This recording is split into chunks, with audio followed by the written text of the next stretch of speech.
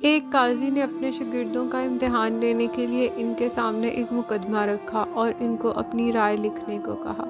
ایک شخص کے گھر میں مہمان آئے، اس نے ان کی خاطر مدارت کی، اپنے ملازم کو دودھ لینے بھیجا تاکہ مہمانوں کے لیے کھیر بنائی جائے۔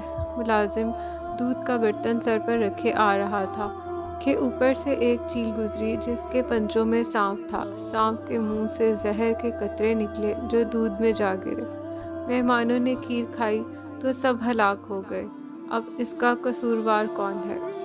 پہلے شخص نے لکھا کہ یہ غلطی ملازم کی ہے، اسے برتن ڈھانپنا چاہیے تھا، لہٰذا مہمانوں کا قتل اس کے ذمے ہے، اسے سزا دی جائے۔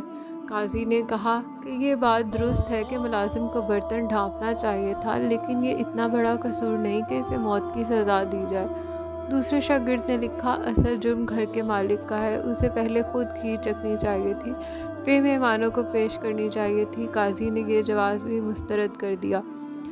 تیسرے نے لکھا یہ ایک اتفاقی واقعہ ہے، مہمانوں کی تقدیر میں مرنا لکھا تھا، اس میں کسی کو سزاوار قرار نہیں دیا جا سکتا۔ قاضی نے کہا یہ کسی جج کی اپروچ نہیں ہونی چاہیے، جج اگر مقدمہ تقدیر پر ڈال دے گا تو انصاف کون کرے گا؟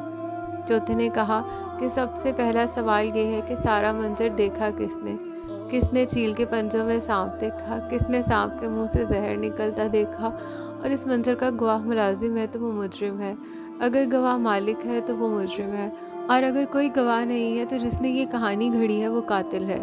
قاضی نے اپنے چوتھے شاگرد کو شاباش دی اور صرف اسے منصب قضا کا اہل قرار دیا۔